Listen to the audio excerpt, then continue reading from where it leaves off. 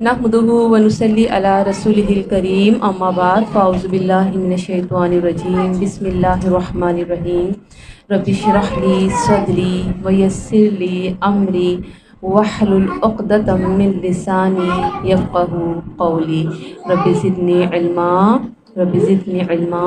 اللہم فقہنا فی الدین رب یسر ولا تعسر وتمم بالخیر وبک نستعین۔ آیت نمبر 90۔ وقالو، اور انہوں نے کہا، لن ہرگز نہیں، نؤمنا ہم ایمان لائیں گے، لکا تم پر، حتیٰ یہاں تک کہ، تفجرا فا جیمرا فجر سے تم جاری کرو۔ فجر کسی وسیع چیز کے معنوں میں آتا ہے اور اس کی دوسری میننگ ہے پھاڑنا۔ فاجر کس کو کہتے ہیں؟ دین کی کھلی نافرمانی کرنے والے کو، یعنی کہ وسیع پیمانے میں کھلے عام نافرمانی کرنا۔ لنا ہمارے لیے، من الارضی زمین سے، ینبوعا نون با عین اس کا روٹ ہے، ایک چشمہ، نبع چشمے کو کہتے ہیں، ینبوع وہ چشمہ جس سے پانی ابل رہا ہو۔ سعودی عرب میں ایک شہر کا نام بھی ہے، وہاں چشمے بہت زیادہ ہیں اس وجہ سے۔ آیت نمبر 90 پہلے لکھ لیجئے، ایک ہی ٹاپک میں 93 تک جائیں گی۔ مکہ والوں کے مطالبات۔ ایمان لانے کے لیے قریش مکہ نے یہ مطالبات کیے، یعنی ابھی تو 90 میں سٹارٹ ہوئے، ابھی آگے بھی چلیں گے۔ کیا کہا کہ ہم ایمان جب تک نہیں لائیں گے جب تک تو زمین سے چشمہ نہ نکال دیں، یعنی ایمان لانا لیکن اس بنیاد پر کہ ہماری شرائط پوری کرو، یعنی نہ ماننے کے 100 بہانے۔ یہ نافرمانوں کی صفت ہے، کلاس میں آنا نہیں چاہتے لیکن بہانے، آنا تو بہت چاہتی ہوں، کیا کروں بچے چھوٹے ہیں، آنا تو بہت چاہتی ہوں، کیا کروں گھر کے کام ہی ختم نہیں ہوتے، جوائنٹ فیملی سسٹم ہے وغیرہ وغیرہ۔ یہ آتے ہیں تو شرائط کے ساتھ، صبح کی ہوتی تو آتی، صبح کی مل گئی، صبح میں بہت کام ہوتے ہیں، تو یہ وہی والی چیز ہے، جسے کرنا ہوتا ہے وہ تمام مسائل کے ساتھ آتا ہے، اور جسے نہیں آنا ہوتا وہ آسانیوں میں بھی بہانے ڈھونڈتا ہے۔ 91 دیکھیں، او یا تکونا ہو لکا تمہارے لیے، جنتن ایک باغ۔ اب دوسری ڈیمانڈ کیا کر رہے ہیں؟ پہلی ڈیمانڈ کیا کری کہ ایک چشمہ ہونا چاہیے بہتا ہوا، اب کہہ رہے ہیں کہ تمہارے لیے ایک باغ ہو، من نخیل و عناب، کھجوروں سے اور انگوروں سے، و عناب عین نون با اس کا روٹ ہے، فتفجرا یہ وہی لفظ ہے، فجر سے فاجمرا پھر تم جاری کرو، انہارا نہریں، خلالہا درمیان اس کے، خلالہا کس سے؟ خلل سے، فا لام لام اس کا روٹ ہے، تفجیرا فا جیمرا یہ بھی فجر سے، خوب جاری کرنا۔ تو 91 میں کیا آ رہا ہے؟ دوسرا تقاضا کہ باغ بھی ہوں جس میں انگور اور کھجوریں ہوں اور پھر ان کے درمیان سے نہریں بھی بہہ رہی ہوں۔ یہ تقاضے اکثر لوگ دینداروں سے کرتے ہیں، لیکن انداز کیا ہوتا ہے؟ اچھا اتنی اللہ والی ہے، گھر تو اتنا چھوٹا ہے ان کا، اللہ ان کو دیتا کیوں نہیں ہے؟ اچھا یہ بہت اللہ والی بنتی ہیں، ان کا اپنا حال دیکھا ہے؟ ایسا لگتا ہے کہ اللہ تو ان سے ناراض ہے، نعوذ باللہ۔ اس طرح کی باتیں ہوتی ہیں، یعنی کہ جس کے پاس سب کچھ ہوتا ہے نا، خوب مال، صحت، اولادیں، پیسہ، وہ کہتے ہیں یہ اللہ کے لاڈلے ہیں، جبکہ ایسا نہیں ہوتا۔ تو یہاں پر کیا تقاضا کر رہے ہیں کہ یہ ساری چیزیں ہونی چاہیے، باغ ہونے چاہیے، پھل ہونے چاہیے۔ آیت نمبر 92 اس میں دیکھیں اب کون سا تقاضا ہو رہا ہے؟ او یا تسقط السماء، تسقط سین قاف طا اس کا روٹ ہے، تم گراؤ سماء آسمان کو، کما جیسا کہ زعمتا تم دعویٰ کرتے ہو، علینا ہم پر، کسافن کاف سین فا اس کا روٹ ہے، کسفتن کی جمع ہے، کسفہ کس کو کہتے ہیں؟ ٹکڑے ٹکڑے، ریزہ ریزہ، ٹکڑے ٹکڑے کر کے، او یا تأتیا تم لے آؤ، یعنی کہ اچھا آپ بہت نیک ہو، ہمیں بڑا گناہگار کہتی ہو تو ٹھیک ہے، ہم پر اللہ کا عذاب کیوں نہیں آتا؟ دیکھو ہم تو آپ سے اچھے گھر میں رہ رہے ہیں، آپ سے اچھے ہیں، آپ سے زیادہ آسائشوں میں رہ رہے ہیں، باللہ اللہ کو، والملائکۃ اور فرشتوں کو، قبیلہ سامنے، قاف با لام اس کا روٹ ہے، قبیلہ قبلہ سے، ایک تو قبیلہ وہی ہوتا ہے جس میں جماعت اور گروہ اور لوگ رہتے ہیں اور وہ پہچانے جاتے ہیں کہ یہ اس قبیلے سے اس قبیلے سے، اور قاف با لام اس کا روٹ ہے قبلہ، قبلہ کیا ہوتا ہے؟ سامنے ہوتا ہے، ٹھیک ہے؟ تو کیا کہہ رہے ہیں؟ یا تو اللہ اور فرشتے سامنے آئیں، استغفر اللہ واتوب الیہ، ڈیمانڈ کے ساتھ ساتھ اپنے لیے عذاب بھی مانگ رہے ہیں۔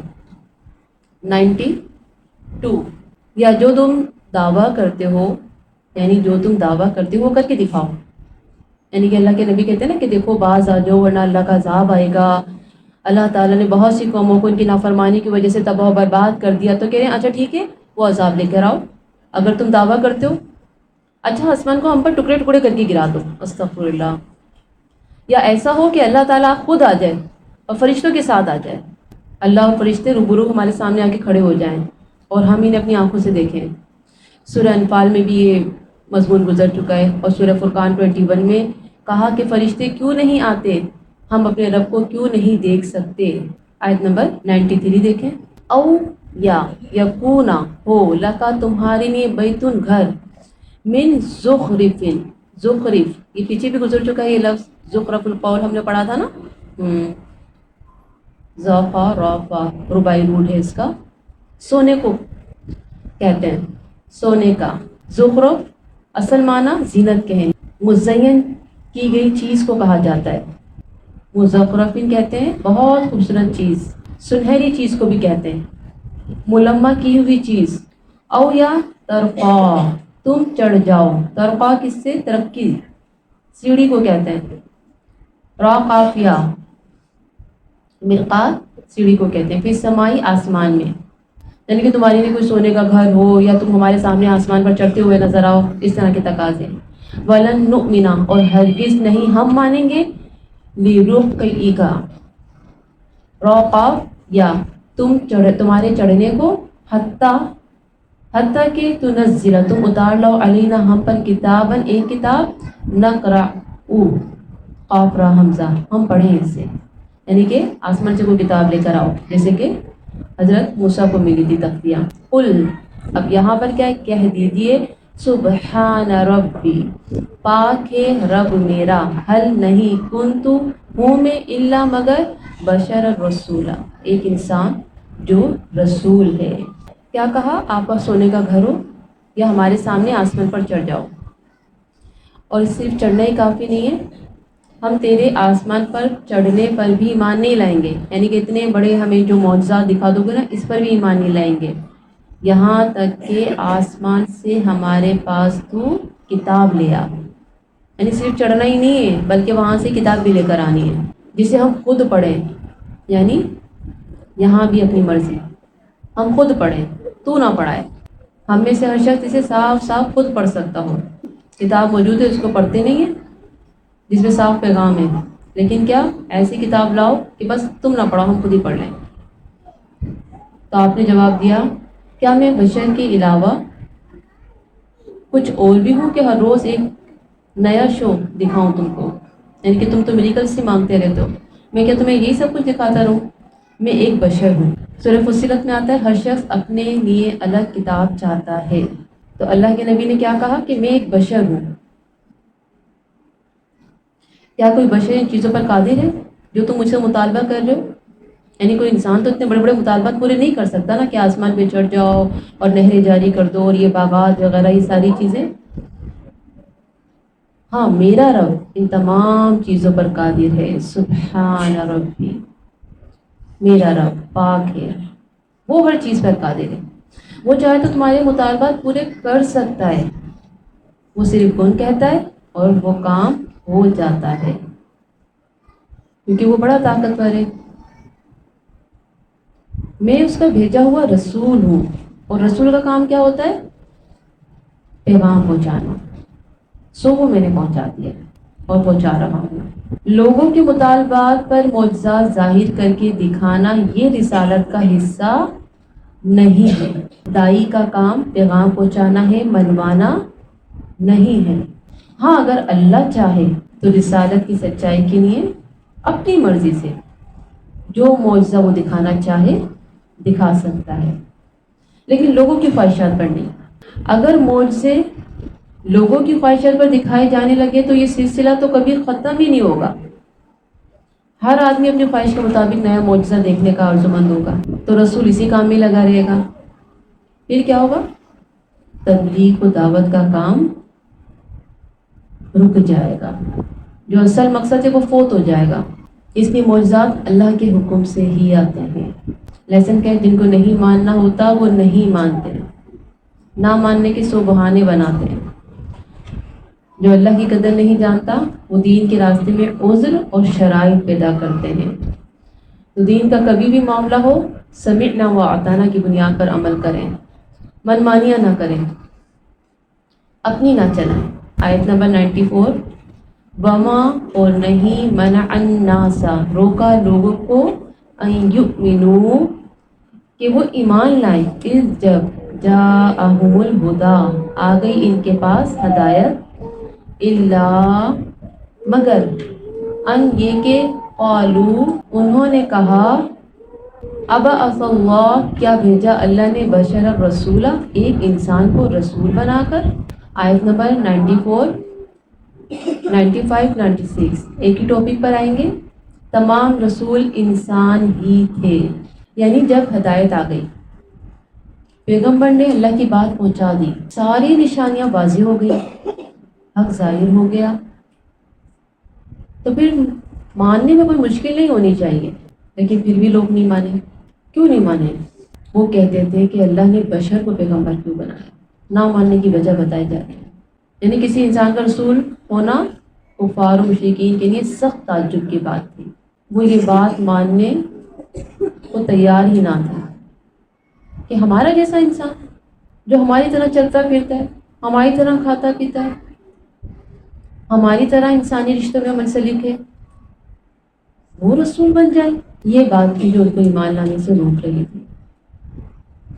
وہ چاہتے تھے ہدایت کے لیے انسانی پیکر نہیں آسمانی پیکر چاہیے. پیکر کہتے ہیں شکل کو، یعنی کوئی آسمانی مخلوق کی شکل میں آئے. اور یہ مسئلہ ہر دور کے لوگوں نے کہا، یہی اعتراض کیا کہ پیغمبر ہمارا جیسا انسان کیوں. اور آج کے لوگوں نے کیا کیا؟ اللہ کے نبی تو بشر ہی نہیں، نور ہے. 95 دیکھیے. قل کہہ دیجیے لو اگر کانا ہوتے فی الارض زمین میں ملائکۃ فرشتے یمشونا چلتے پھرتے. اب دیکھیے ساری وہی آیتیں جو ہم پڑھ چکے ہیں. آپ لوگ اگر اپنے الفاظ میں بھی اس کو لکھ لیں گے نا تو تفسیر تیار ہو جائے گی. تو اللہ تعالیٰ پھر وہی بات ان کو سمجھا رہی، کیونکہ بار بار قوم ایک ہی اعتراض کرتی تو اس کو جواب بھی بار بار دیا جاتا ہے. اب آپ دیکھیں کہ قرآن میں ان اعتراض کے جواب بار بار دیے گئے، لیکن آج بھی دنیا یہی اعتراض کرتی ہے. اسی بات پر آبجیکشن ہوتا ہے. کیوں؟ اللہ کے نبی ہمارے جیسے ہو سکتے ہیں؟ نہیں نہیں نہیں نہیں، اللہ کے نبی کی شان تو بہت بلند ہے، اور بعض تو اللہ کے برابر کر دیتے ہیں. استغفر اللہ. اتنے بار بار ریپیٹ سوال پر ریپیٹ جواب دیے جا رہے ہیں. پھر بھی تو کیا کہا؟ کہہ دیجئے اگر ہوتے زمین میں فرشتے چلتے پھرتے مطمئنین، تو میم حمزہ نون رباعی اس کا روٹ ہے، اطمینان کے ساتھ، ٹک کر رہنے والا، قرار پذیر، یعنی اس کی میننگ سے.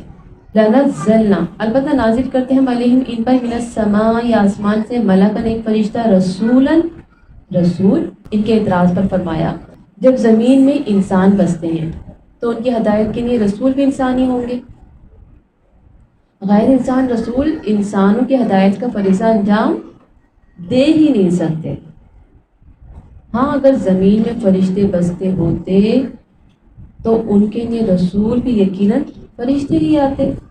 فرشتہ چونکہ انسانوں میں سے نہیں ہوتا، وہ انسانوں کی ضروریات، انسانوں کی نفسیات، جذبات کو نہیں سمجھ سکتا، لہٰذا وہ انسانوں کے لیے نمونہ بھی نہیں بن سکتا. کیسے رول ماڈل بنے گا؟ اللہ تعالیٰ نے ہر دور میں انسانوں کے لیے انسان پیغمبر انہی میں سے اس لیے بنایا تاکہ لوگ اس کی پیروی کریں، ان کی جیسی زندگی گزاریں. کیونکہ اگر فرشتہ پیغمبر ہوتا تو انسان اس جیسے اعمال نہیں کر سکتے تھے. لیکن آج بھی لوگوں نے اللہ کے نبی کی اطاعت کو مشکل بنا دیا، اور صرف زبان سے ہی محبت بھری نعتیں پڑھ کے سمجھتے ہیں کہ حق ادا کر دیا، جشن عید میلاد النبی بنا کے سمجھتے ہیں کہ حق ادا کر دیا، اور کیا کہتے ہیں کہ ان جیسے عمل تو کوئی کر ہی نہیں سکتا. جبکہ اللہ کے نبی کی زندگی، ان کا اٹھنا بیٹھنا، ان کا کھانا پینا، ان کے رشتے، تمام چیزیں ہمارے لیے رول ماڈل ہیں. اللہ رب العالمین نے ہمیں ایک ایسا نبی بھیجا کہ جن کو دیکھ کے ہم اپنی زندگی کو آسان بنا سکتے ہیں. اور اپنی زندگی کے بہترین فیصلے کر سکتے ہیں۔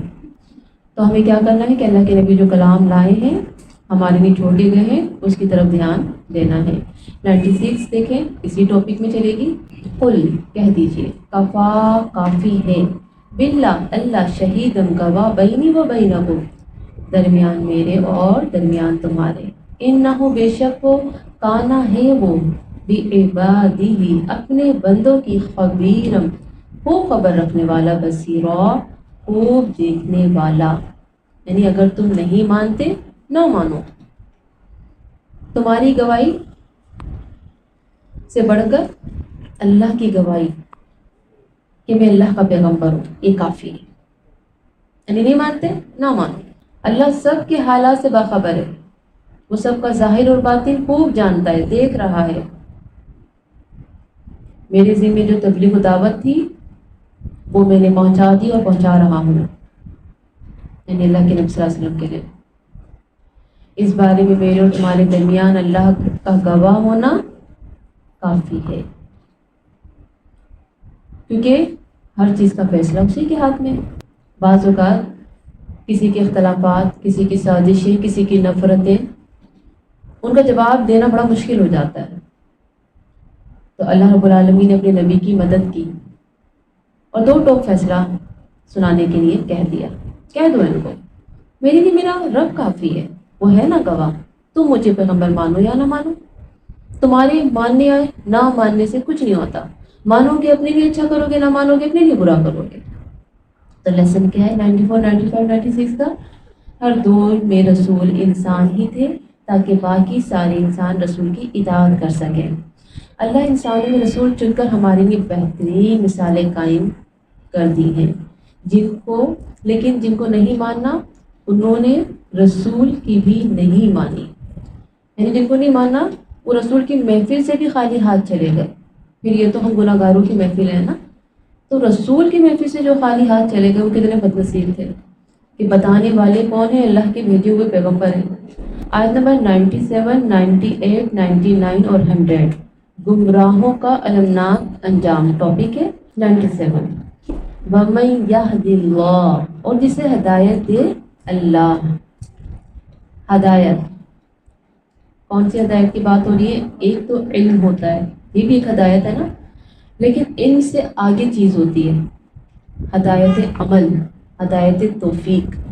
وَهُوَ الْمُهْتَدِي تو وہی ہے ہدایت یافتہ۔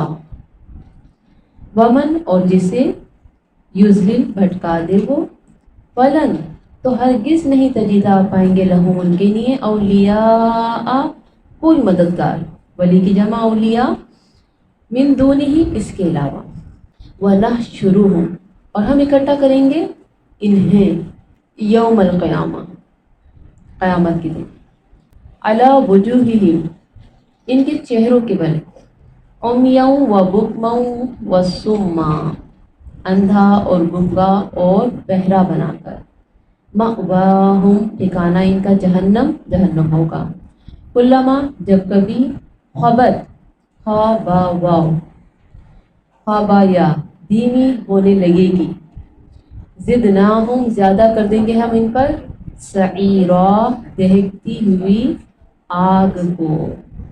تفسیر دیکھیں اس کی، یعنی میرے ذمہ جو تبلیغ دعوت تھی وہ میں نے پہنچا دی، اس بارے میں میرے اور تمہارے درمیان اللہ کا گواہ ہونا کافی ہے، کیونکہ ہر چیز کا فیصلہ اسی کو کرنا ہے۔ میری تبلیغ دعوت سے کون ایمان لاتا ہے اب یہ بتایا جا رہا ہے، کون نہیں یہ بھی، تو کسی کا ایمان لانا یا نہ لانا اللہ کا اختیار ہے، میرا کام صرف تبلیغ ہی دینا ہے۔ ایک رہنمائی علم کی رہنمائی ہوتی ہے اور ایک رہنمائی عمل اور توفیق کی ہوتی ہے۔ ہدایت علم تو اللہ نے سب کے لیے عام کیا ہے، یعنی علم ہر کوئی حاصل کر لیتا ہے۔ آپ آ رہی ہے ماشاءاللہ الحمدللہ علم حاصل کر رہی ہے نا، علم عام ہے سب حاصل کر لیتے ہیں، لیکن اس سے آگے کا جو اسٹیپ ہے نا عمل کی توفیق، یہ چند لوگوں کو ملتی ہے، اور وہ کون ہوتے ہیں؟ جن کو اللہ چاہے، اور جس کو اللہ چاہے ہدایت تو در حقیقت وہی کامیاب ہے، پھر اس کو کوئی بھٹکا نہیں سکتا، اور جس کو اللہ بھٹکا دے اس کو کوئی ہدایت نہیں دے سکتا۔ کسی کو بھی جب اللہ بھٹکاتا ہے تو ابتدائی طور پر نہیں ہوتا کہ جیسے آپ کلاس میں آ گئی، آپ کو سمجھ ہی نہیں آ رہا، ابتدائی طور پہ نہیں ہوتا یہ، بلکہ بار بار موقع دینے کے بعد ہدایت قبول نہ کرنے پر سزا دیتا ہے۔ ایک حکم آپ بار بار سن رہی ہیں لیکن اگنور کرتی جائیں، اگنور کرتی جائیں، تو اللہ تعالیٰ پھر وہ حکم اس کی زندگی سے گم کر دیتا ہے، یعنی ہدایت کا راستہ گم کر دیتا ہے، اور پھر کوئی مددگار نہیں ملتا اس گمراہی کے راستے میں، کیونکہ وہ بھٹک گیا نا۔ اب جب وہ بھٹک گیا اپنے مسلسل انکار کی وجہ سے، تو اب کوئی اس کو مددگار نہیں ملے گا، اب اسے وہ راستے ہی نہیں ملے گی جس راستے پر اس کو اللہ نے چلا دیا تھا، جو راستے اللہ نے اس کے لیے آسان کر دیے تھے کہ یہ ہے وہ کلاس، یہاں آؤ قرآن سیکھو، لیکن وہ بار بار ایبسینٹ، بار بار غائب، بار بار غائب، پھر اللہ تعالیٰ نے وہ راستہ اس سے گم کر دیا۔ ایک بار نہیں، دو بار نہیں، کئی بار اللہ نے مہلت دی، پھر اللہ کہتا ہے بس تم اس لائق نہیں ہو، اب تم بھٹک گئی، اب تم نہیں جا سکو گی۔ اللہ اکبر۔ ہم سمجھتے ہیں کہ ہم نے چھوڑا، اللہ کہتا ہے تم کیا چھوڑو گے، ہم نے تمہیں چھوڑا۔ اللہ اکبر۔ تو یہاں پر اللہ تعالیٰ یہی بتا رہے ہیں کہ جس کو اللہ گمراہ کر دے اس کو کوئی راہ پہ نہیں لا سکتا۔ نبی کریم صلی اللہ علیہ وسلم نے فرمایا بے شک آپ ہدایت نہیں دے سکتے اس کو جس سے آپ محبت رکھتے ہیں۔ نبی صلی اللہ علیہ وسلم سے فرمایا اللہ تعالیٰ نے بے شک آپ ہدایت نہیں دے سکتے اس کو جس سے آپ محبت رکھتے ہیں۔ اب فرمایا جو ہدایت قبول نہیں کرتے مسلسل گناہوں میں رہتے ہیں، پھر قیامت کے دن ان کا کیا حشر ہوگا۔ اب آگے کا اسٹیپ دیکھیں، وَنَحْشُرُهُمْ، ہم اکٹھا کریں گے انہیں، جب سب اکٹھے کیے جائیں گے ایسے لوگوں کا ہم بروز قیامت کیا حشر کریں گے، اوندھے منہ حشر کریں گے۔ حدیث میں آتا ہے صحابہ کرام نے تعجب کا اظہار کیا، اس آیت پر تعجب کا اظہار کیا، اوندھے منہ کس طرح حشر ہوگا؟ نبی کریم صلی اللہ علیہ وآلہ وسلم نے فرمایا جس اللہ نے ان کو پیروں سے چلنے کی قوت عطا کی ہے وہ اس بات پر بھی قادر ہے کہ انہیں منہ کے بل چلا دے۔ استغفر اللہ۔ پھر آگے کیا بات آئی؟ اندھے بیرے گونگے، بہرے ہوں گے، یہاں یہ لکھا ہے نا، ایک تو اوندھے منہ بات سمجھ میں آ رہی ہے اور اس کی حدیث سے ہمیں دلیل بھی مل گئی۔ اب یہاں پہ بات ہو رہی ہے کہ بہرے ہوں گے، یہاں یہ لکھا ہے مگر قرآن میں دوسرے مقام پر ہم پڑھتے ہیں مجرم آگ دیکھیں گے، یہاں پہ اندھے کی بات ہو رہی ہے نا، لیکن ہم آگے پڑھتے ہیں دوسرے مقام پر کہ مجرم آگ دیکھیں گے، وہاں دیکھنا ہے، یہاں کیا ہے؟ اندھے۔ دوسرے مقام پر آتا ہے وہ اپنی موت کو پکاریں گے، اور یہاں پہ کیا ہے؟ گنگے۔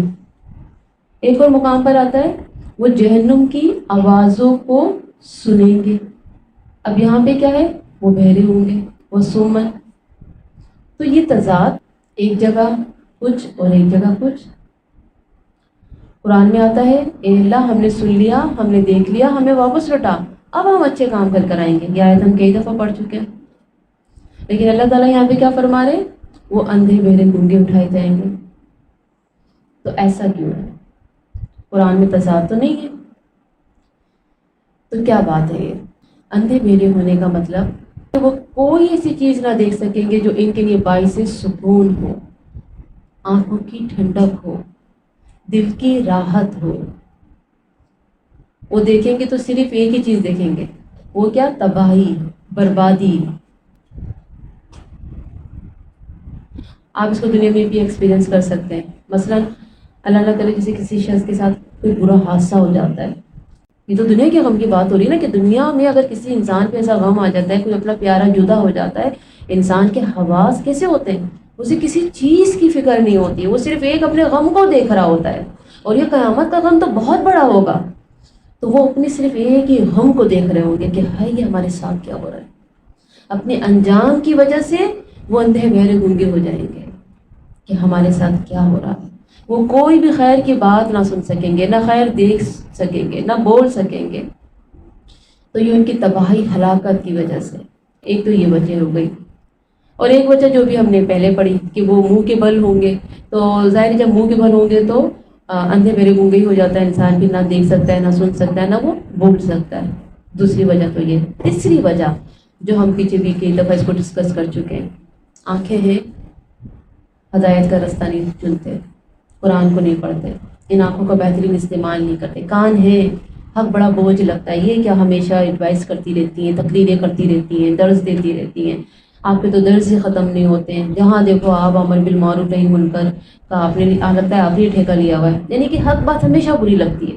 دوپٹہ اڑو، ان کو دیکھو یہی ٹوک رہی ہیں، نیلس کاٹیں، ان کا یہی کام ہے. یعنی انسان کو حق بات زہر لگتی ہے. وہ کیا کہتے ہیں کریٹیسائز کر رہے ہیں، مجھے کریٹیسائز نہیں کر رہے ہوتے، وہ ان کی اصلاح کر رہے ہوتے ہیں، لیکن انہیں قبول ہی نہیں ہے. وہ کیا سمجھتے ہیں تنقید ہو رہی ہے. تو حق بات انہیں بری لگتی ہے، حق بات کو قبول کرنا ان کو بہت مشکل لگ رہا ہوتا ہے. تو کیا ہے وہ پھر بہرے ہیں، حق رستہ نہیں نظر آ رہا. سب جا رہے ہیں کلاس میں، اسکارف نظر آ رہے ہیں، ہاں جی یہاں پہ کوئی کلاس ہے، یہاں پہ اتنے سارے لوگ آتے ہیں، کچھ تو ہے نا یہاں پہ قرآن پڑھا جا رہا ہے، لیکن اندھے بنے ہوئے ہیں، نہیں جانا ہمیں. گنگے برائی دیکھ رہے ہیں، میں کیوں بری بنوں، میں نے کچھ کہہ دیا تو میں ہی بری بنوں گی. ان کی اماں خود ہی بولے ان کو، ان کی اماں ہے نا، ہم کیوں برے بنیں. تو اللہ کے نبی کا کیا حکم ہے، برائی کو دیکھو تو اس کو روکو، اپنی زبان سے روکو، اپنے ہاتھ سے روکو. دل میں برا جانا تو بہت کمزور ہے. تو اس طرح سے اندھے بہرے پھر اللہ تعالیٰ ان کو کیا سزا دے گا کہ جب دنیا میں ان چیزوں کا تم نے بہترین استعمال نہیں کیا نا، آج یہ ساری چیزیں تم سے چھین لی جائیں گی. اب دیکھیں 98 آیت نمبر. ذالکا، یہ جزاؤہم بدلہ ہے ان کا، بِأَنَّهُمْ بوجہ اس کے انہوں نے کفروا انکار کیا بھی آیاتنا ہماری آیات کا. وقالوا اور انہوں نے کہا اَإِذَا كُنَّا کیا جب ہوں گے ہم عظاما ورفاتا ہڈیاں اور چورا چورا. عظامن کئی دفعہ یہ لفظ گزر چکا ہے، عین ضا میم اس کا روٹ ہے عظم سے، ورفاتن رافا تا اس کا روٹ ہے چورا چورا، ریزا ریزا ڈس خاک بنا کر اڑا دینا. آئنہ کیا بے شک ہم، یعنی کہ جب ہم ہڈیاں ہو جائیں گے، چورا چورا ہو جائیں گے، تو کیا بے شک ہم لمبعوثون البتہ اٹھائے جانے والے ہیں، خلقن خالام قاف خلاقہ سے پیدا کر کے، جدیدہ نئے سرے سے، یعنی کہ دوبارہ سے ہم جدید یعنی کہ نئے سرے سے یونیک ہم بن جائیں گے. یہ کیسے پاسبل ہے؟ یہ تو ہمیں یقین کرنے کی بات ہی نہیں لگ رہی بالکل بھی. تو 98 پہ لکھیں آپ اس کی تفسیر، یعنی جہنم کی یہ سزا ان کے لیے اس لیے دی جائے گی کہ انہوں نے ہماری نازل کردہ احکامات آیات کی تصدیق نہیں کی، بلکہ اس کا انکار کیا، مذاق اڑایا، اور قیامت کے ہونے کو جھوٹ سمجھا، موت کے بعد زندہ ہونے پر باتیں بنائی کہ جب ہم ہڈیاں ہو جائیں گے، ریزہ ریزہ ہو جائیں گے تو ہمیں ایک نئی پیدائش ہمیں کس طرح مل سکتی ہے. یہ بات ہمارا ذہن قبول نہیں کرتا. آیت نمبر 99 دیکھیے. اولم کیا بھلا نہیں، یرو انہوں نے دیکھا، یرو یعنی کہ دیکھنا، سوچنا، سمجھنا، ان اللہ بے شک اللہ، الذی وہ ہے جس نے خلق السماوات پیدا کیا آسمانوں کو، والارض اور زمین کو، قادر قادر ہے، علی اس پر، ان یخلقا کہ وہ پیدا کرے، مثلہم مانند ان کے، وجعل اور اس نے بنا رکھا ہے لہم ان کے لیے، اجلاً ایک مقرر وقت. کون سا مقرر وقت؟ موت کی طرف اشارہ ہے، قیامت کی طرف اشارہ ہے. لا ریبہ نہیں کوئی شک فیہ اس میں، فابا پس انکار کیا، ظالمون ظالموں نے، الا سوائے کفورا کفر کرنے کے، یعنی ان کو سوائے کفر کرنے کے کوئی اور کام ہی نہیں تھا. یہ کون ہے؟ ظالم لوگ، ہر چیز میں انکار انکار انکار. اب دیکھیں یہ انکار کرتے کیوں ہیں؟ وہی ایروگینس ان کا جس کی وجہ سے یہ انکار کرتے ہیں. اللہ تعالیٰ نے ان کے جواب میں فرمایا کہ جو اللہ آسمانوں اور زمین کا خالق ہے، یعنی کہ جس نے اتنا بڑا آسمان، اتنی بڑی زمین بنا دی، وہ ان چیزوں کی پیدائش یا دوبارہ انہیں پیدا کرنا اس پر قادر نہیں ہو سکتا؟ کیونکہ یہ تو آسمان و زمین کی تخلیق سے زیادہ آسان ہے۔ سوچے تو صحیح، میں اور آپ آسمان و زمین کے بیچ میں کتنے چھوٹے چھوٹے سے ہیں، تو اللہ نے تو زمین آسمان کو بنایا ہے۔ سورہ مومن 57 میں آتا ہے آسمان اور زمین کی پیدائش انسانوں کی تخلیق سے زیادہ بڑا اور مشکل کام ہے۔ کامن سینس کی باتیں سمجھ میں آتی ہے۔ اور پھر بات ہوئی اجلاً لا ریب فیہ، اس اجل وقت مقرر سے مراد موت یا قیامت ہے، یعنی ہم نے انہیں دوبارہ زندہ کر کے قبروں سے اٹھانے کے لیے ایک وقت مقرر کر رکھا ہے۔ ٹھیک ہے، اتنے بڑے بڑے جو الزامات لگاتے ہیں، اتنی بڑی بڑی باتیں کرتے ہیں، اللہ چاہے تو اسی وقت ان کی جان ان کے جسموں سے نکال دے، ان کا خاتمہ کر دے، لیکن اللہ نے ایک وقت مقرر کیا ان کی موت کا، اس لیے ان کو مہلت دی ہوئی ہے۔ ورنہ جو اللہ کے خلاف اتنی بڑی بڑی باتیں کرے، اللہ تو اس کو جینے کا حق ہی نہ دے اس زمین پر، اس کا فوراً خاتمہ کر دے، لیکن اللہ نے ایک وقت مقرر کیا ہے۔ اور پھر اس کے ساتھ کسی چیز کو پہلی بار ایجاد کرنا مشکل ہوگا، لیکن اس کی کاپی بنانا بہت آسان ہوتا ہے، اس کو دوبارہ ایجاد کرنا بہت آسان ہوتا ہے۔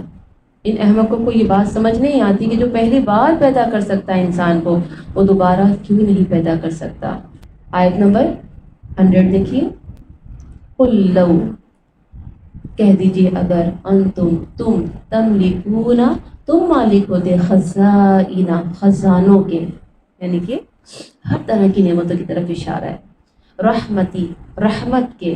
اب اللہ کی رحمت کے تو بہت خزانے، جیسے کہ بارش ہے، اور جیسے نبوت ہے جو اللہ نے اپنے نبیوں پر نازل کی، یا رزق ہے وغیرہ وغیرہ۔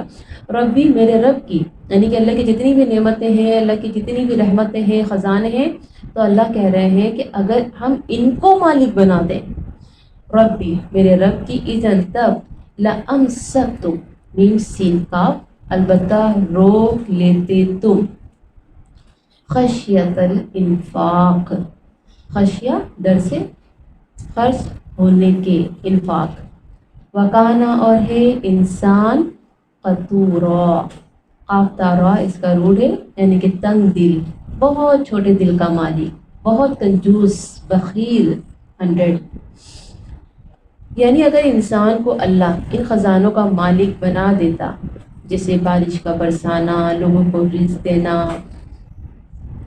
یا ان کی ہدایت کا سامان کرنا، تو یہ کیا کرتے؟ لوگوں سے ہر نعمت کو روک لیتے، اس خوف سے کہ وہ ختم نہ ہو جائے،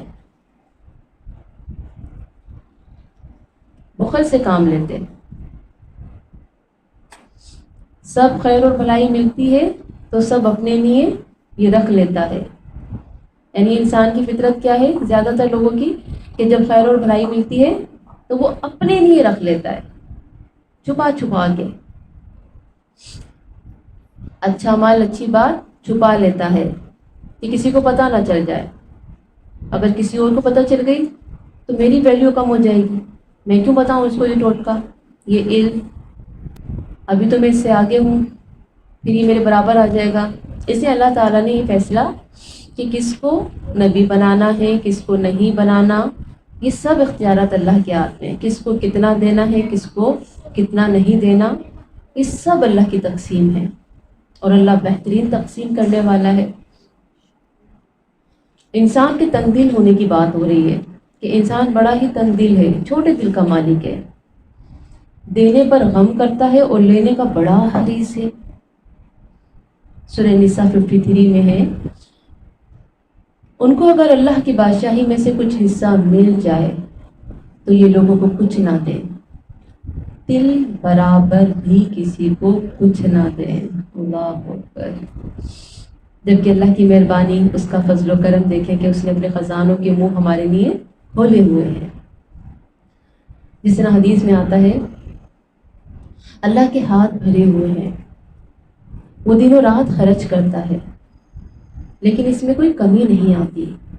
ذرا دیکھو تو صحیح جب سے آسمان و زمین اس نے پیدا کیے ہیں کس قدر خرچ کیا ہوگا، لیکن اس کے ہاتھ میں بالکل بھی کمی نہیں، وہ ہاتھ بھرے کے بھرے ہیں۔ اب انسان کیا سوچتا ہے کہ اگر میں خرچ کر دوں گی تو میرے تو ہاتھ خالی ہو جائیں گے نا، میں تو انسان ہوں۔ یہ ہماری غلط فہمیاں ہوتی ہیں، یہ ہماری اپنی سوچ ہوتی ہے، کیونکہ اللہ کا وعدہ ہے تم ایک دو گے تمہیں 100 گنا بڑھ کے ملے گا۔ اچھا ہم یہ سوچتے ہیں کہ صرف آخرت میں ملے گا تو اس نے دینے کا کیا فائدہ، مجھے تو دنیا بھی چاہیے۔ اللہ تعالیٰ دنیا میں بھی دیتا ہے، یہ اللہ کا وعدہ ہے۔ اللہ آپ کو کسی کا محتاج نہیں کرے گا، فرشتے دعائیں کرتے ہیں دینے والے کے لیے جو اللہ کی راہ میں دیتا ہے۔ تو لیسن کیا ہے، ہدایت کا کوئی ایسا موقع آ جائے کہ ہم نے اپنے رب کو راضی کر لینے کے راستے پر چلیں تو موقع ضائع نہیں کرنا، تنگ دلی اور تنگ نظری سے کام نہیں لینا، مالی اور علمی امداد کرنی ہے، یعنی مالی بھی کرنی ہے، اور جو علم آپ سیکھ رہی ہیں آپ کوشش کریں کہ آگے پہنچائیں، لوگوں کو بتائیں، یہ بھی اہم فریضہ ہے، اور یہ بہت خوش نصیبی ہوگی اگر آپ لوگوں کو یہ دولت دیں گی۔ آیت نمبر 101، 102، 103، 104 بنی اسرائیل کی بات شروع ہو رہی ہے۔ وَلَقَدْ اور البتہ تحقیق آتینا دی ہم نے موسیٰ علیہ السلام کو 9 آیات نشانیاں، یعنی کہ معجزات وغیرہ کی طرف اشارہ ہے، نشانیوں کی طرف، بینات واضح، فاسأل تو پوچھ لو، کس سے بولا جا رہا ہے؟ آپ صلی اللہ علیہ وسلم سے۔ اے محمد آپ پوچھ لیجئے بنی اسرائیل، بنی اسرائیل سے، اذ جب جاءہم وہ آیا ان کے پاس، یعنی کہ ان کا پیغمبر موسیٰ، وقالا تو کہا لہو اسے، فرعون نے، انی بے شک میں، لا اظنک البتہ میں گمان کرتا ہوں تجھے، ظنون زن یعنی کہ سمجھتا ہوں، یا موسیٰ اے موسیٰ، مسحورا سین ہارا اس کا روٹ ہے سحر زدہ، یعنی کہ تجھ پہ کسی نے جادو کیا ہوا ہے، خفتی یا جادو سکھایا ہوا ہے۔ مسحور ایک معنی کیا ہوتے ہیں؟ مجنوں، خفتی، ساحر، اور دوسرا معنی کیا؟ ساحر، جادوگر، یعنی کہ کسی نے تجھ پر جادو کر دیا ہے۔ 101 لکھ لیجئے پہلے۔ موسیٰ علیہ السلام کے 9 معجزے ہیں: ہاتھ، لاٹھی، قحط سالی، نقص ثمرات یعنی کہ پھلوں کی کمی، طوفان، ٹڈی، کھٹمل، جوئے، مینڈک اور خون۔ موسیٰ علیہ السلام کو ان کے علاوہ بھی معجزات دیے گئے، مثلا لاٹھی کا پتھر پر مارنا اور 12 چشموں کا پھوٹنا، پھر بادلوں کا سایہ، من و سلوہ وغیرہ۔ لیکن یہاں آیت 9 سے صرف وہی 9 معجزات مراد ہیں جس کا مشاہدہ فرعون اور اس کی قوم نے کیا، یعنی جو ان کے سامنے ہوا، کیونکہ فرعون کی بات آ رہی ہے نا یہاں پہ، تو اس کے سامنے جو مشاہدہ ہوا جن معجزات کا، جن کو دیکھ کر کہا کہ موسیٰ میں تو سمجھتا ہوں کہ تجھ پہ کسی نے جادو کر دیا ہے، جو فرعون نے بات کہی۔ کیونکہ آپ یہ جانتی ہیں کہ پھر بعد میں جب یہ فرعون ڈوب گیا اور یہ لوگ 12 چشموں کا پھوٹنا، من و سلوہ، یہ تو بات کی کہانی ہے نا۔ 102 قالا اس نے کہا، لقد البتہ تحقیق، علمتا جانتے ہو تم، ما نہیں، انزلہ اتارا، ہؤلائی انہیں، الا مگر، رب السماوات والارض رب نے آسمانوں اور زمین کے، بصائر واضح نشانیاں بنا کر، بصیرت کی جمع ہے بصائر یعنی کہ کھلی دلیل، واضح نصیحت، وانی اور بے شک میں، لأظنک البتہ میں گمان کرتا ہوں تجھے، یا فرعون اے فرعون، مدحورا تا سا 12 ہلاک کیا ہوا۔ اس کے دوسرے معنی ہیں ناقص سے عقل، سا 12 صبرن کہتے ہیں کسی زخم کا خراب ہو جانا، کسی زخم کا خراب ہو جانا، اور جب زخم خراب ہو جاتا ہے تو ہلاکت ہوتی ہے۔ 102 موسیٰ علیہ السلام نے جواب دیا کہ تو جانتا ہے کہ یہ معجزات زمین و آسمان کے پروردگار ہی نے دکھائے اور سمجھانے کے لیے بھیجے ہیں، لیکن تو پھر بھی انجان بن رہا ہے، ان کو جادو کہتا ہے۔ مجھے لگتا ہے ہدایت تیری قسمت میں نہیں ہے، بلکہ تو ہلاک ہونے والوں میں سے ہے، یعنی تجھے حق قبول کرنے میں تیرا تکبر روک رہا ہے جبکہ تو حق دیکھ رہا ہے۔ اب دیکھیں ہلاکت کی نشانی کیا نظر آ رہی ہے؟ تکبر۔ میں بڑا ہوں، کسی اور کو بڑا کیسے مان لوں، اور اگر مان لیا تو پھر مجھے چھوٹا ہونا پڑے گا۔ تو جانتا ہے تو یہ حقیقت ہے، لیکن تو انکار کر رہا ہے اپنے تکبر کی وجہ سے۔ 103 وَأَرَادَ، تو اس نے ارادہ کیا، أَن يَسْتَفِزَّهُمْ، کہ وہ اکھاڑ پھینکے انہیں، فَزَّزَ اس کا روٹ ہے، یہ لفظ پیچھے بھی پڑا ہے، کسی کو ہلکا کمزور سمجھ کر اٹھا کر باہر پھینک دینا، من الارض زمین سے، یعنی مصر سے یا دنیا سے، فَأَغْرَقْنَاهُ تو غرق کر دیا ہم نے اسے، وَمَن مَّعَهُ اور جو اس کے ساتھ تھے، جميعا سب کے سب کو، یعنی نکالنا وہ چاہتا تھا، اکھاڑ کے پھینکنا وہ چاہتا تھا، لیکن اللہ نے الٹا اس کے ساتھ ہی ایسا کر دیا، اسی کا خاتمہ کر دیا۔ 103 دیکھیں، بڑی چالیں چلنے والوں کے اپنے اوپر ہی پلٹا۔ بظاہر اس کے امکانات بالکل بھی نہیں تھے، کیونکہ جتنی طاقت فرعون کے پاس تھی، جتنی فوج اس کے پاس تھی، تو ایسے میں تو کوئی آثار ہی نظر نہیں آتے تھے کہ بنی اسرائیل فرعون سے نجات حاصل کر لیں گے۔ لیکن کس طرح اللہ نے بنی اسرائیل کو نجات دی، نہ صرف فرعون سے بلکہ اس کے سارے ساتھی سمندر میں ڈوب گئے، سب کا خاتمہ کر دیا۔ کیونکہ جو ظلم کا ساتھ دیتا ہے، ظالم کا ساتھ دیتا ہے، اس کا حشر بھی اسی کے ساتھ ہوتا ہے۔ جو مصیبت ظالم پر آئے گی وہی ان کے ساتھیوں پر آئے گی۔ تو اللہ نے کیا کیا؟ ان سب کا خاتمہ کیا۔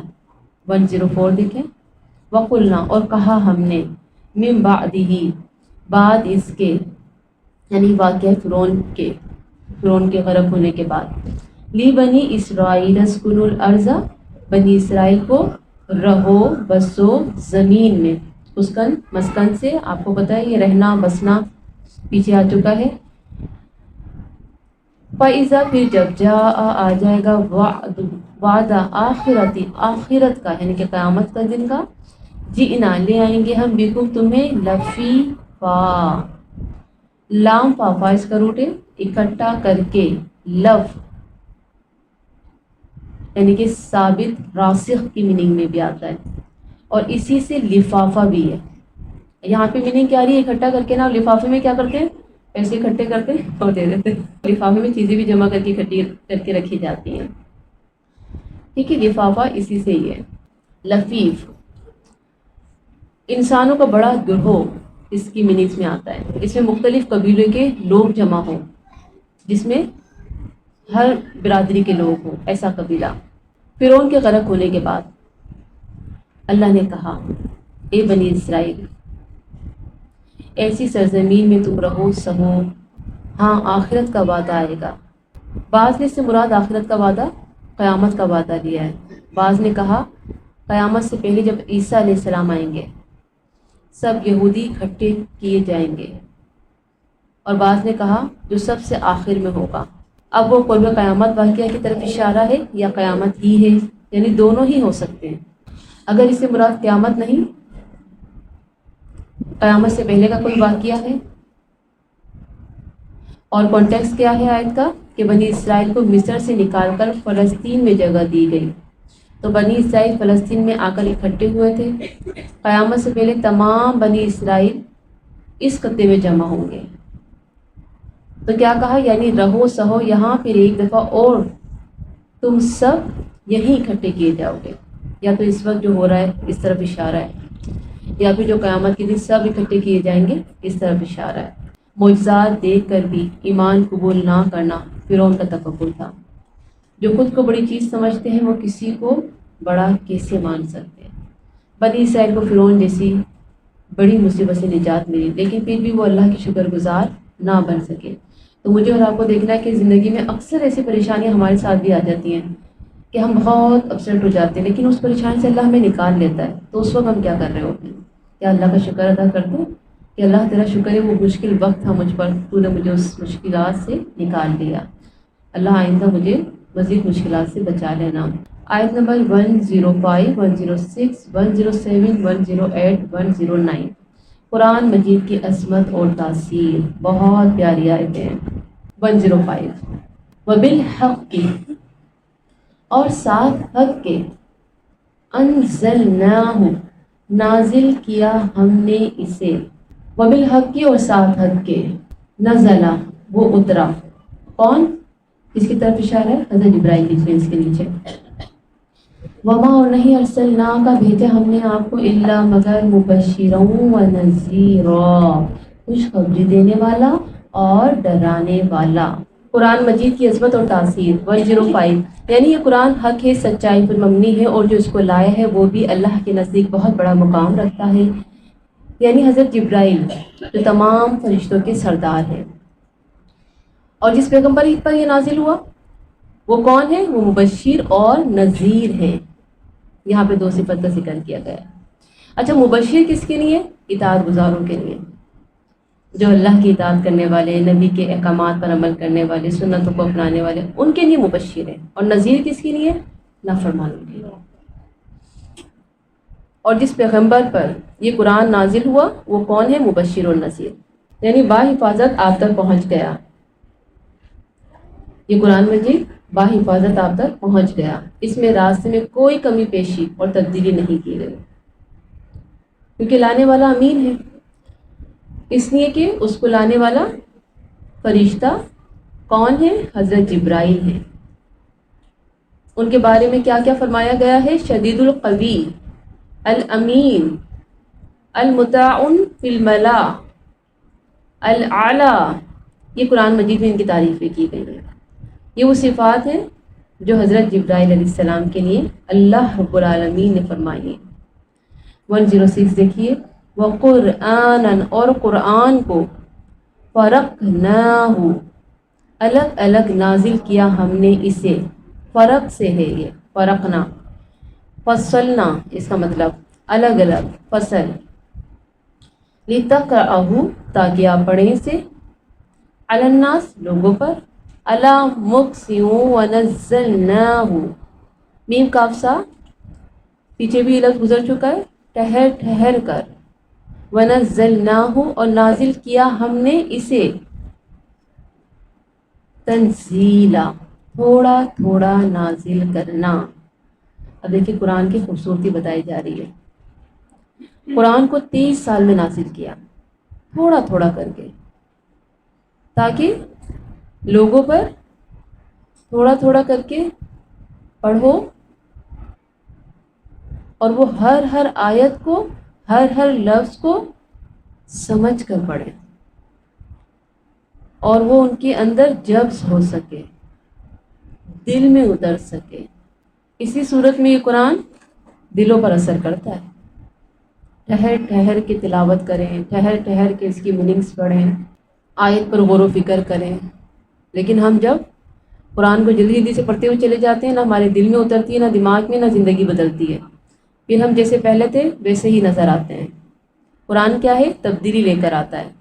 کتنے لوگ ہیں پورا پورا قرآن اتنی جلدی جلدی پڑھ کے فارغ، جو رٹے بازی شروع ہوتی ہیں آج کل، اور رٹے لگانے کے بعد بتا دیا جاتا ہے بھائی ان کا تو پورا کورس کمپلیٹ ہو گیا ہے، اور وہ بچیاں جیسی پہلے تھیں ویسی آج نظر آ رہی ہیں، کوئی چینجنگ نہیں، کوئی تبدیلی نہیں، کوئی سنجیدگی نہیں، کوئی تہجد نہیں، کوئی پردہ نہیں۔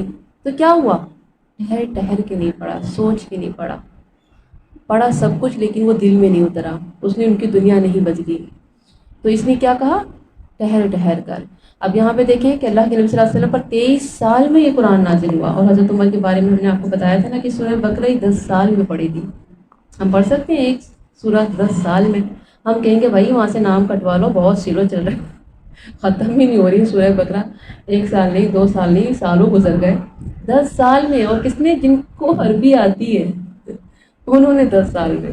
کیا وجہ تھی؟ کیا طریقہ تھا؟ عمل۔ عمل جب تک نہیں آئے گا آگے نہیں بڑھا جائے گا۔ پھر غور و فکر، بہت پیاری پیاری بھی باتیں آنے والی ہیں قرآن کے لیے، اللہ تعالیٰ وقت میں برکتیں ڈال دے۔ 107 دیکھیں، قل کہہ دیجئے، آمینو تم ایمان لاؤ بھی اس پر، او یا لا تؤمنو نہ تم ایمان لاؤ، یہ وہی بات ہے، ماننا ہے مانو، نہیں مانو تو تمہاری مرضی ہے، میری نہیں تو میرا رب کافی ہے کہ میں اس کا بھیجا ہوا پیغمبر ہوں۔ یہاں پہ بھی یہی بات ہے، تو ایمان لاؤ اس پر یا نہ لاؤ۔ ان الذین بے شک وہ لوگ اوتوا العلم دیے گئے علم من قبل ہی اس سے پہلے، اذا جب یتلا وہ پڑھا جاتا ہے علیہم ان پر، یعنی آپ پڑھنا چاہتی ہیں، کلاس جوائن کرنا چاہتی ہیں کریں، نہیں کرنا چاہتی ہیں نہ کریں، آپ کی مرضی، آپ کی چوائس، جائیں آپ۔ لیکن ہاں جو یہاں ٹکی ہوئی ہیں، جو چھوڑتی نہیں قرآن کو، اب اللہ کیا فرما رہا ہے، اذا یتلا علیہم جب وہ پڑھا جاتا ہے ان پر، یا خرون وہ گر پڑتے ہیں، خرون خار اور را سے خرون کہتے ہیں اوپر سے نیچے آنا، للاذقان ذا قاف نون اس کا روح ہے، تھوڑیوں کے بل، زق نون کی جمع اذقان ہے، تھوڑی چنچ کو کہتے ہیں، بیٹھے بیٹھے جھک جانے میں کیا ہوتا ہے، ایسے کرتے ہیں تو تھوڑیاں جھک جاتی ہیں، یا سجدے میں گر پڑنا، ٹھیک ہے۔ تو اللہ تعالیٰ قرآن والوں کی خاصیت بتا رہا ہے۔ اب اس کو ہائی لائٹ کر دیجیے گا، یہ دونوں جو ورڈ ابھی میں نے آپ کو بتائیں، سجدہ سجدہ کرتے ہوئے، 107، پہلی بات یہاں پہ کیا تھی، دھمکی دی جا رہی ہے تم ایمان لاؤ یا نہ لاؤ، پہلی بات تو یہ تھی۔ بعض لوگ قرآن ان کو بوجھ لگتا ہے، جلدی سے پڑھا ہوا نام جا رہے ہیں، اور جلدی سے بس مجھے کورس کمپلیٹ کرنا ہے، چاہے میری دنیا بدلے نہ بدلے، تو تم اس قرآن پر ایمان لاؤ یا نہ لاؤ برابر ہی ہے۔ محمد صلی اللہ علیہ وسلم کو اس میں تسلی بھی دی جا رہی ہے کہ اگر کچھ لوگ انکار کر رہے ہیں، انہیں یہ بوجھ لگتا ہے، تو آپ غم نہ کریں، ایسے لوگ بھی ہیں جو صاحب علم ہیں، ایسے لوگ بھی ہیں جو صاحب علم ہیں، وہ اس کی قدر جانتے ہیں، اس کی شان پہچانتے ہیں، وہ جب بھی قرآن کو سنتے ہیں اپنے سر کو جھکا لیتے ہیں، فوراً سجدہ کرتے ہیں، فوراً مان لیتے ہیں۔ کیا مطلب ہے سجدہ کر لیتے ہیں، مان لیتے ہیں، تعظیم کرتے ہیں احکامات کی، فوراً اس بات پر یقین رکھتے ہیں کہ سچا کلام ہے اور اس کو اپنی زندگی میں لاتے ہیں۔ اچھا ہم مانتے تو ہیں، ایک دم سچی بات ہے، قرآن اللہ کا بھیجا ہوا ہے، لیکن زندگی میں نہیں لے کر آتے، یہ بڑا مشکل کام ہے، عمل نہیں کرتے۔ تو کیسا، یخرون للاذقان، کہ زندگی میں بھی لے کر آئے نا، ایسا قبول کرے، ایسا گر جائیں اللہ کے آگے، جھک جائیں اللہ کے آگے، تھوڑیوں کے بل۔ تو اللہ کے نبی کو تسلی دی جا رہی ہے کہ کچھ ایسے بھی ہیں جو اس قرآن کو سن کر سجدے میں گر پڑتے ہیں، ان کی آنکھیں بھیگ جاتی ہیں، جسے نجاشی بادشاہ کے بارے میں ہم نے پڑھا تھا کہ اس نے قرآن سنا تو اس کی کیفیت کیا تھی۔ آیت نمبر 108 دیکھیے، وَيَقُولُونَ اور وہ کہتے ہیں، سبحانہ پاک ہے، ربنا رب ہمارا، ان بے شک کانا ہے، وعد وعدہ، ربنا ہمارے رب کا، لمفعولا البتہ ہو کر رہنے والا، اہل علم کے، اہل کتاب کے اہل علم، وہ علماء جنہوں نے نزول قرآن سے پہلے سابقہ کتابیں پڑھی تھیں اور وہ وحی کی حقیقت اور رسالت کی علامت سے واقف تھے، تو جب وہ قرآن سنتے تو ان کی کیفیت کیا ہوتی، وہ سجدے میں گر جاتے، اس بات پر اللہ کا شکر ادا کرتے کہ انہیں آخری نبی کی پہچان کی توفیق دی، کیونکہ وہ پڑھ رہے تھے پہلے سے کتابوں میں کہ ایک نبی آنے والے، تو اس بات پر وہ شکر ادا کرتے کہ شکر ہے ہمیں یہ پہچان اللہ تعالیٰ نے اس کی توفیق دی کہ ہم نے اس کو قبول کر لیا اور قرآن و رسالت پر ایمان لے آئے، تو یہ سعادت نصیبوں والوں کو ملتی ہے۔ پھر آپ دیکھیں اللہ تعالیٰ نے کیا فرمایا، وَيَقُولُونَ اور وہ کہتے ہیں، سبحان ربنا، تو وہ کیا کہتے ہیں، اللہ کی تعریفیں بیان کرتے ہیں، یعنی کہ اگر آپ کو دین کا رستہ مل جائے، کوئی بات دین کی سمجھ میں آ جائے، کوئی آیت بہت اچھی طریقے سے سمجھ میں آ جائے، تو اللہ کی تعریف کریں، اللہ تیرا شکر مجھے سمجھ آ گئی، اللہ تیرا کرم کہ میرے دل میں یہ بات آ گئی، میرے ذہن میں یہ بات آ گئی، ورنہ تو مجھے سمجھ ہی نہیں آ رہا تھا، یہ آپ کی رحمت ہے جو مجھے یہ بات سمجھ آ گئی۔ تو وہ کیا کہتے ہیں، اللہ کی تعریف کرتے ہیں۔ اللہ اس عیب سے پاک ہے کہ وہ وعدہ خلافی کرے، اس کا وعدہ پورا ہونے والا ہے، یعنی قیامت آئے گی اور اس سے پہلے آخری نبی محمد صلی اللہ علیہ وسلم آئیں گے جو قیامت کی سب سے بڑی نشانی ہے. یعنی یہ لوگ جو کتابوں میں پڑھتے کہ ایک پیغمبر آئے گا جو آخری پیغمبر ہوگا، ان کا نام محمد ہوگا، تو وہ اس بات پر کہ اللہ واقعی وعدہ خلافی نہیں کرتا. جو وعدہ اس نے ان کتابوں میں کیا تھا وہ وعدہ آج پورا ہو گیا، اور یہ پیغمبر کو ہم نے دیکھ لیا، ان کے احکامات کو ہم نے دیکھ لیا، اور اللہ تیرا شکر کہ ہم نے اس کو قبول کر لیا، ہم محروم نہیں رہے. 109 میں دیکھیں مزید کیا بات ہے. وَيَخِرُّونَ، اور وہ گر پڑتے ہیں. لیکن دوبارہ اس بات کو ریپیٹ کیا جا رہا ہے، اس کو پوری لائن کو ہائی لائٹ کیجیے گا. اور وہ گر پڑتے ہیں لِلْأَذْقَانِ، تھوڑیوں کے بل، یبکون باقافیہ روتے ہوئے، آنسو بہاتے ہوئے، وَيَزِيدُهُمْ، اور وہ بڑھا دیتا ہے انہیں خشوعا، خشوع میں. 4 باتیں یہاں پر. وَيَخِرُّونَ، گر پڑتے ہیں، نمبر 1. یبکون، روتے ہوئے، اور خشوعا. وَيَزِيدُ، نمبر 3، یعنی کہ زیادہ ان کے اندر ایمان بڑھ جاتا ہے. خشوعا، اور خشوع ان کے اندر آتا ہے. یعنی یہ اتنی خوبصورت ادا ہے کہ جس کا ذکر اللہ نے دوبارہ کیا. اللہ کو یہ ادا اپنے بندوں کی بہت پسند ہے، تو اللہ نے دوبارہ دہرا دی کہ وہ قرآن سن کر روتے ہوئے سجدے میں گر پڑتے ہیں. اور یہ قرآن کی خوبی ہے کہ قرآن انسان کو عاجزی کرنے والا بناتا ہے، خشوع اور خضوع بڑھا دیتا ہے. یہ قرآن والوں کی صفت ہے جو یہاں پہ بیان کی گئی ہے. تو میں اور آپ قرآن پڑھ رہے ہیں، آپ لوگ کے 15 سپارے ہو چکے ہیں، تو ذرا جائزہ لیں، کیا واقعی ہمارے اندر عاجزی نظر آتی ہے؟ یہاں تو قرآن والوں کی صفت کیا بتائی جا رہی ہے؟ عاجزی ان کی بڑھ جاتی ہے. وہ خود کو بہت چھوٹا سمجھتے ہیں اور اپنے آپ کو گناہ گار سمجھتے ہیں، کم علم سمجھتے ہیں. لیکن بعض لوگوں میں الٹا ہی معاملہ ہوتا ہے، ذرا سا علم آتے ہی تکبر شروع ہو جاتا ہے. بجائے اس کے کہ عاجزی اور نرمی آتی، سختی آ جاتی ہے کہ ہم تو بڑی چیز ہو گئے، دوسرے تو جاہل ہیں، دوسروں پر تنقید. لگتا ہے سارے خاندان والے جو قرآن کلاس میں نہیں آتے وہ جہنم میں جائیں گے، ہم ہی جنتی ہیں. یہ غلط فہمیاں. ہم بہت اچھے ہیں، اور پھر کیا ہوتا ہے، ہر کسی میں عیب نظر آتا ہے. دیکھو ذرا کسی ہے، اس کو ذرا احساس نہیں ہے. ہر کسی پہ تنقید، ہر کسی کو گناہ گار، ہر کسی کو جہنمی، ہر کسی کو برا کہنا.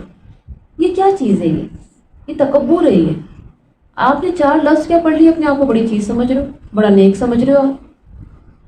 تو یہ منافقین کی پہچان تھی. اللہ تعالیٰ فرما رہے کہ میرے بندے قرآن والے، ان کی تو یہ خاصیت ہے کہ ان کے اندر عاجزی آ جاتی ہے. کیونکہ قرآن کیا ہے؟ ایک روشنی ہے نا. قرآن وہ اچھے اور برے کا فرق بتاتی ہے، لیکن ہم اس روشنی کو سامنے والے کی طرف کرتے ہیں اور اس کی عیب دیکھ رہے ہوتے ہیں. اس روشنی کو اگر ہم اپنی طرف کریں نا تو ہمیں اپنے عیب نظر آئیں کہ میں قرآن بھی پڑھتی ہوں اور گناہ بھی کرتی ہوں، میں قرآن بھی پڑھتی ہوں اور غیبت بھی کرتی ہوں، میں قرآن بھی پڑھتی ہوں اور جھوٹ بھی بولتی ہوں، میں قرآن بھی پڑھتی ہوں اور پردہ بھی نہیں کرتی، میں قرآن بھی پڑھتی ہوں، لیکن کبھی کبھی یہ میرے لیے بوجھ بن جاتا ہے. تو یہاں پر اللہ رب العالمین کیا فرما رہے ہیں کہ قرآن والے کون ہیں؟ جن کے اندر عاجزی ہے، وہ تھوڑی کے بل گرنے والے. وہ قرآن پڑھتے ہیں تو وہ رو پڑھتے ہیں. تو مجھے اور آپ کو دیکھنا ہے کہ جب میں اور آپ قرآن پڑھتے ہیں تو کتنی بار ایسا ہوا کہ ہماری آنکھوں سے آنسو گر گئے، کتنی بار ایسا ہوا کہ ہم ایک آیت پر ٹھہر گئے اور اس کو دیکھتے ہی رہے اور روتے ہی رہے. کبھی ایسا ہوا؟ اگر ایسا نہیں ہوا تو یقیناً ہم نے قرآن کو ٹھیک طریقے سے نہیں سمجھا، کیونکہ ہم نے یہ دیکھا اور پڑھا ہے کہ وہ لوگ جو سلف صالحین تھے، یا وہ اماں عائشہ جو ایک آیت کو گھنٹوں لے کر بیٹھی رہی اور روتی رہی. میں تو پورا قرآن پڑھتی ہوں اور میری آنکھوں سے آنسو نہیں بہتا. تو اللہ تو فرماتے ہیں کہ وہ کیسے ہیں؟ وہ روتے ہیں. تو قرآن کو پڑھتے ہوئے مجھے اپنی کیفیت کا اندازہ کرنا ہے. پھر اس کے بعد اہم چیز کیا ہے؟ ہمیں جائزہ کس طرح سے لینا پڑے گا؟ نماز کیسی ہے؟ قرآن والوں کی نماز بہت ڈیفرنٹ ہوتی ہے. قرآن والوں کی نماز میں عاجزی سب سے پہلی چیز جو یہاں پر بات ہوئی ہے، عاجزی ہوتی ہے. پھر ان کی آنکھوں میں آنسو ہوتے ہیں.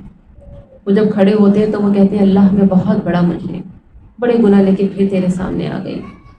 روز اپنے ایبوں کو ختم کرنے کی کوشش کرتی ہوں، روز کوئی نہ کوئی نیا عیب نکل آتا ہے۔ اللہ جی کیا کروں، کیسے سنواروں خود کو، کیسے نکھاروں؟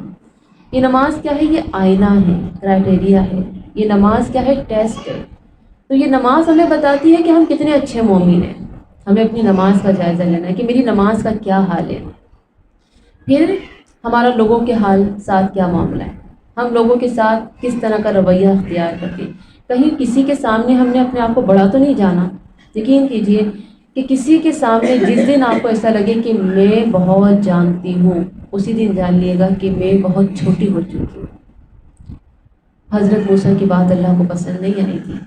آسمان سے اللہ رب العالمین نے کہا موسیٰ میرا فلاں بندہ ہے، اور وہ تو اپنے آپ کو اتنا کمتر اور حقیر کہتا ہے، جبکہ اس کے پاس تو بڑا علم ہے۔ یعنی اللہ کو یہ بات بہت ناپسند ہے کہ کوئی یہ کہے کہ میں بہت جانتی ہوں۔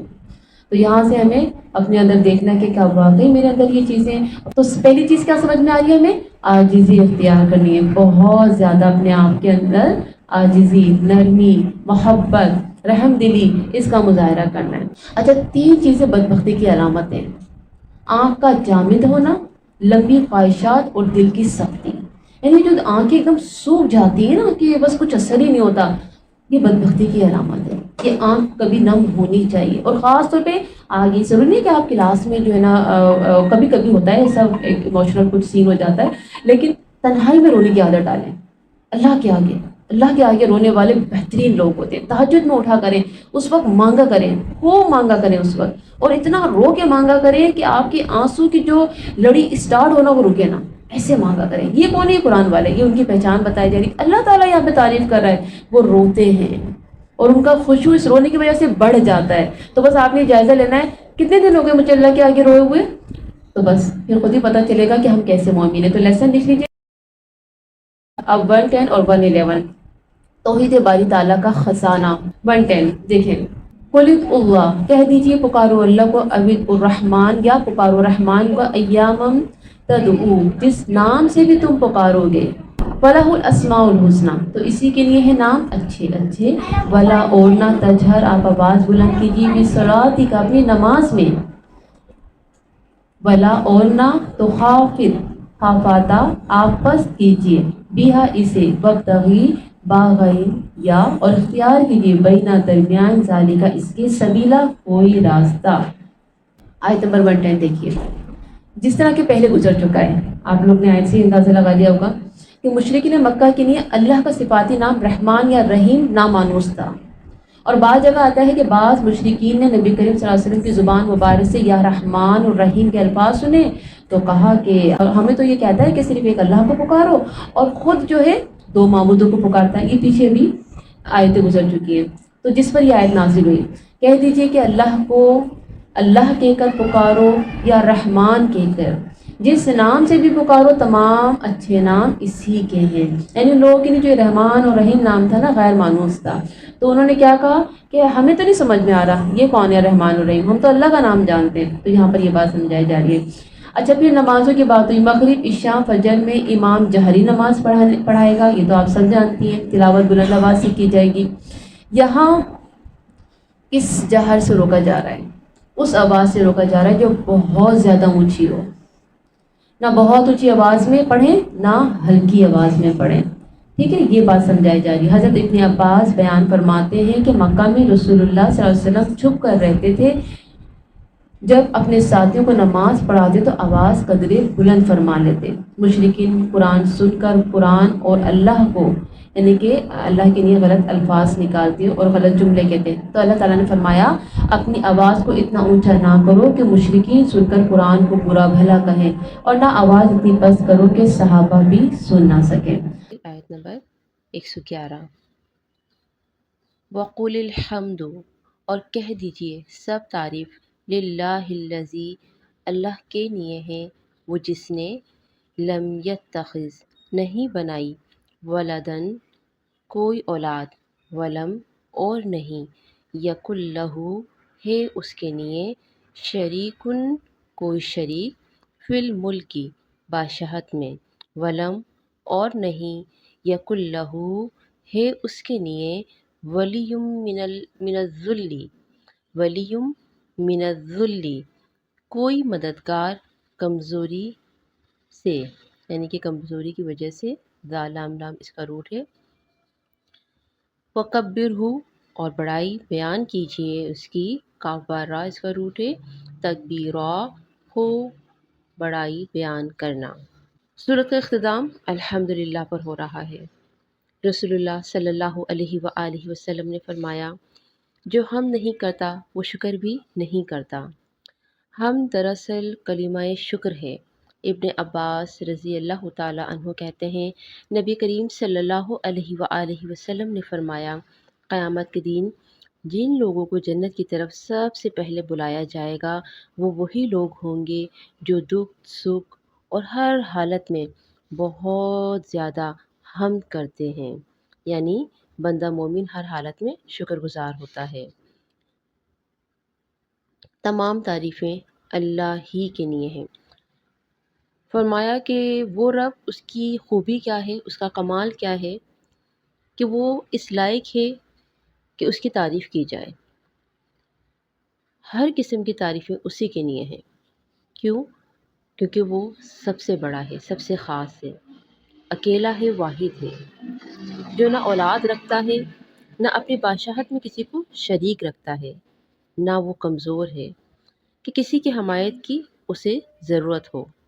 رب کی خوب بڑائی بیان کرتے رہنا چاہیے، صبح و شام، اٹھتے بیٹھتے، اور ہر معاملے میں اللہ کو بڑا ماننا چاہیے۔ بڑا وہ ہوتا ہے جس کی بات مانی جائے۔ یہاں پہ وَکَبِّرْہُ تکبیرا، اور بڑائی بیان کیجیے اس کی، خوب بڑائی بیان کرنا۔ اس کا مطلب ہے کہ اللہ ہی اس لائق ہے کہ اس کی خوب بڑائی بیان کی جائے، اور ساتھ ساتھ صرف زبان سے یہی نہیں کہنا کہ اللہ بڑا ہے، اللہ سب سے بڑا ہے، بلکہ اپنے ہر معاملے میں اللہ کو بڑا رکھنا، چاہے خوشی کا معاملہ ہو، چاہے غم کا معاملہ ہو، زندگی کا کوئی بھی فیصلہ ہو، سب سے پہلے آپ کو یہ دیکھنا ہے کہ وہ بڑا میرا رب جو ہے اس کا کیا حکم ہے، وہ کیا چاہتا ہے۔ لیکن ہم زندگی میں لوگوں کو بڑا بنا لیتے ہیں اور اللہ کی بات کو ایک طرف کر دیتے ہیں۔ اصل میں بڑا وہی ہوتا ہے جس کی بات مانی جائے، جس کی بات کو اہمیت دی جائے۔ تو ہمیں اگر اپنی زندگی میں اللہ کو بڑا بنانا ہے اور ہم اس بات پر یقین رکھتے ہیں کہ اللہ بڑا ہے، تو ہمیں اپنی ہر بات کو اللہ کے حکم کے مطابق، ہر کام کو اللہ کے احکامات کے مطابق کرنا ہوگا۔ ہمیں لوگوں کی باتوں کو رد کر کے صرف اللہ کی بات کو اوپر رکھنا ہوگا۔ یہی اللہ کی بڑائی ہے اور بڑا ماننا ہے۔ تو لیسن کیا ہے؟ یہ اسماء الحسنی خزانہ ہیں، ان صفات سے مانگی گئی دعا قبول ہوتی ہیں۔ صبح شام اٹھتے بیٹھتے اللہ کی حمد بڑائی بیان کرنی ہے، ہر معاملے میں رب کو بڑا ماننا ہے۔ اللہ تعالیٰ سے دعا ہے کہ جو بھی ہم نے اس سورہ میں پڑھا، اللہ ہمیں اس پر عمل کرنے والا بنائے۔ اللہ تعالیٰ نے جو جو باتوں کا ہمیں حکم دیا ہے ان کو قبول کریں، اس کے مطابق زندگی گزاریں، جن سے روکا ہے ان سے باز آ جائیں، اور خوب اپنے رب کی حمد و ثنا بیان کریں، اور اپنی زندگی میں ہمیشہ سب سے اوپر اپنے رب کی بات کو رکھیں۔ سبحانک اللہم و بحمدک، اشہد ان لا الہ الا انت، استغفرک و اتوب الیک۔ السلام علیکم ورحمۃ اللہ وبرکاتہ۔